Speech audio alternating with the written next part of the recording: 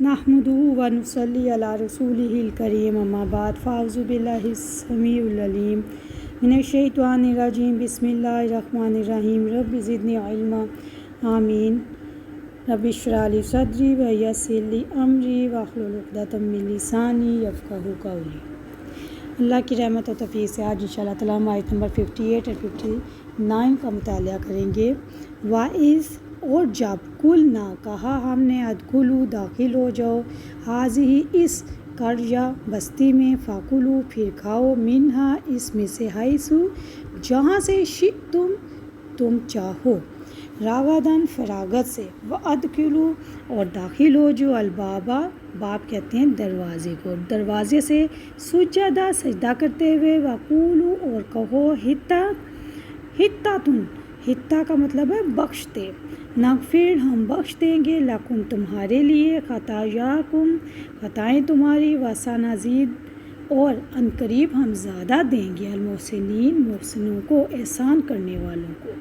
फ़बद्दला तो बदल डाला अल्लाज़ीना उन लोगों ने ज़ालमू जिन्होंने जुल्म किया कौलन बात को गैर सवाए अल्लाज़ी उसके जो मैंने आपको बताया था जी एक शख्स के लिए आता है और अल्लाज़ीन ज़्यादा लोगों के लिए। कीला कही गई थी लाहुम इनसे फ़ानज़लना तो उतारा हमने अल्लाज़ीना इन पर जिन्होंने ज़ालमू जुल्म किया था रिजज़न अज़ाब मिनस्समाई आसमान से बिमा बवजह इसके जो कानू थे वो यफसुकून नाफरमानी करते।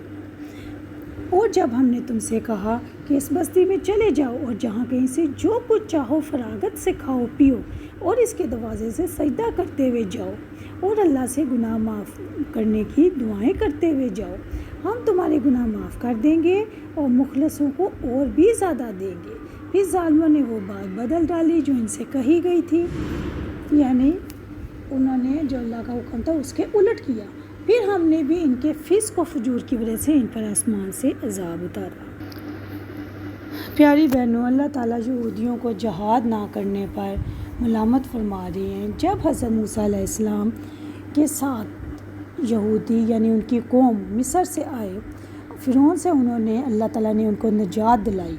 फ़िरौन और उसकी कौम को उसकी फ़ौज को मार दिया। तो फिर अल्लाह ताला ने उनको कहा कि अब तुम वापस अर्ज़ मुक़द्दस में जाओ और अपनी जायदादें, अपनी जो जद अमजद बाप दादा की जो जायदादें थी जिन पर फ़िरौन के साथी काबिज़ थे उनको संभालो और वहाँ पर अमालीक जिन्होंने इस पे कब्ज़ा कर रखा है उनको मार भगाओ और उनसे जहाद करो क्योंकि वह काफ़ी है। लेकिन इन्होंने जहाद से साफ इनकार कर दिया और उसकी जुर्म की सज़ा इस जुर्म की सज़ा उनको ये मिली जो मैंने अभी आपको पीछे बताया था कि वादी तय में वो काफ़ी अरसे तक इधर उधर फिरते रहे। कहा जाता है कि रात सुबह को ये चलना शुरू करते थे कि हम इस बस्ती से बाहर निकल जाएं और जब शाम को देखते थे तो फिर घूम फिर कर वो उसी जगह पर आ चुके होते थे। करिया का से मुराद यहाँ पे बैतुल मुक़द्दिस है।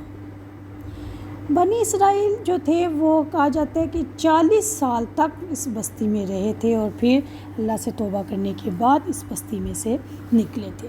उसके बाद क्या हुआ कि अल्लाह ताला ने जब उनको अल्लाह ताला ने फिर इनको कहा कि तुम जहाद 40 साल के बाद अल्लाह ताला ने फिर इनको जहाद का हुक्म दिया और बैतुल मुक़द्दस पर हमला करने का हुक्म दिया।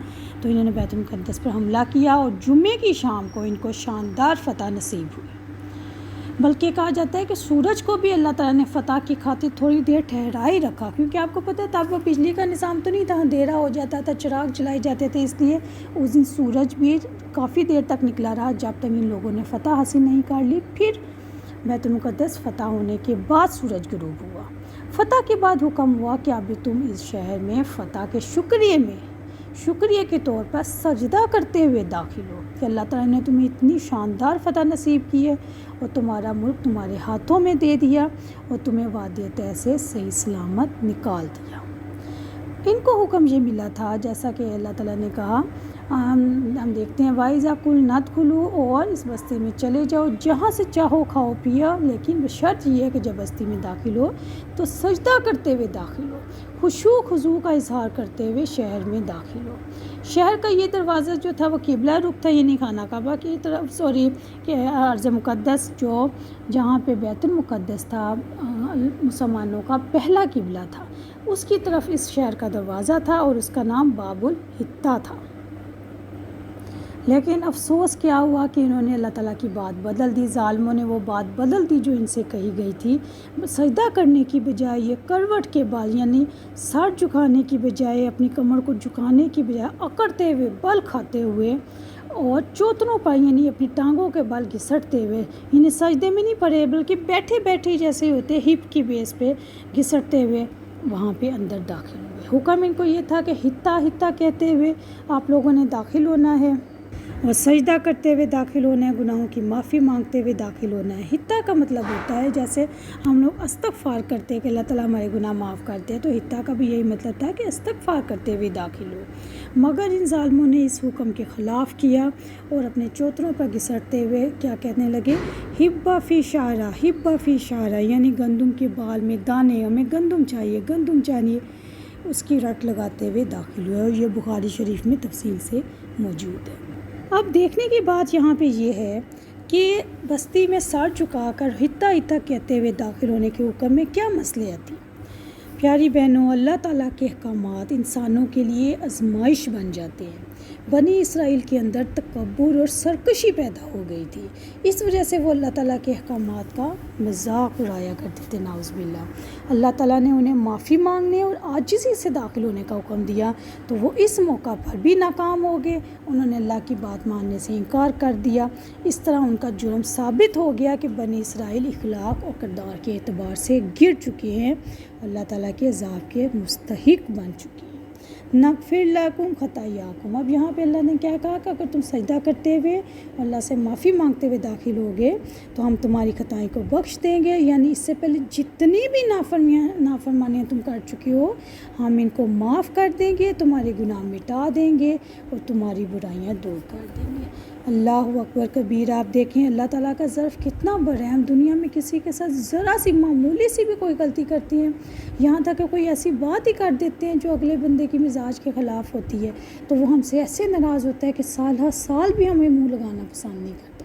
لیکن اللہ تعالیٰ، میرے اللہ کی رحمت دیکھیں، اللہ تعالیٰ کا غفور ہونا دیکھیں کہ اللہ تعالیٰ اتنی گناہ کہ انہوں نے کیے، اتنی نافرمانیاں کی، لیکن اللہ تعالیٰ بار بار ان کو معاف کرتے گئے اور بار بار یہ کہتے رہے کہ اگر تم یہ کام کرو گے تو میں تمہارے پچھلے تمام گناہ معاف کر دوں گا۔ اور پیاری بہنوں، میں نے آپ سے پہلے بھی یہ ذکر کیا تھا کہ بنی اسرائیل کے اندر مثالوں کے اندر ہمیں اپنے آپ کا جائزہ لینا چاہیے۔ اگر ہم اپنی غریبانوں پہ نظر ڈالیں تو ہم سیم ٹو سیم بنی اسرائیل کے طریقوں پر ہی چل رہی ہے، اور یہ قرآن مجید میں دینے کا مقصد بھی یہی ہے کہ امت محمدیہ سنبھل جا، ڈر جا، بنی اسرائیل کے طریقے پہ نہ چل۔ لیکن ہم اس کتاب کو پڑھنے کی زحمت ہی نہیں کرتے، سمجھنے کی زحمت نہیں کرتے۔ اگر ہم نے پڑھ لیا پھر تو اس پہ عمل کرنا پڑ جائے گا، پھر تو ہم اپنی غریبانوں میں جھانکنے پہ مجبور ہو جائیں گے کہ ہمارا تو کردار واقعی بنی اسرائیل والا ہے۔ بار بار اللہ تعالیٰ ہمیں بھی کہتے ہیں معافی مانگ لو، سیدھے راستے پہ آ جاؤ۔ ہاں پھر گناہ کرتے ہیں جیسے وہ گناہ کرتے تھے، پھر جب مشکل پریشانی آتی تھی اللہ سے توبہ کرتے تھے، پھر گناہوں میں لوٹ جاتے تھے، اور ہمارا بھی آج یہی طریقہ بن چکا ہے۔ استغفر اللہ۔ وَسَنَزِيدُ الْمُحْسِنِينَ، اور جلد ہی ہم نیکی والوں کو زیادہ دیں گے۔ دیکھیں اللہ تعالیٰ کتنا غفور رحیم ہے کہ اللہ تعالیٰ کہتے ہیں میں معاف بھی کر دوں گا اور احسان کرنے والوں کو زیادہ بھی دوں گا۔ یہاں پہ احسان کرنے والے کون سے لوگ مراد ہیں؟ احسان کرنے والوں سے مراد وہ لوگ ہیں جو اللہ کے ہر حکم کو اچھے طریقے سے انجام دیتے ہیں، نہ تو وہ حکم کو بدلتے ہیں اور نہ ہی وہ کام میں نقص نکالتے ہیں۔ احسان کرنے والوں کو زیادہ دینے سے مراد ہے کہ ان کے حق سے زیادہ دینا، یعنی ان کے مطالبات سے زیادہ دینا۔ اور زیادہ دینا کیا ہے کہ دنیا میں بھی اس کا اجر دینا اور آخرت میں بھی اللہ کا اس کا اجر دینا۔ اللہ اکبر۔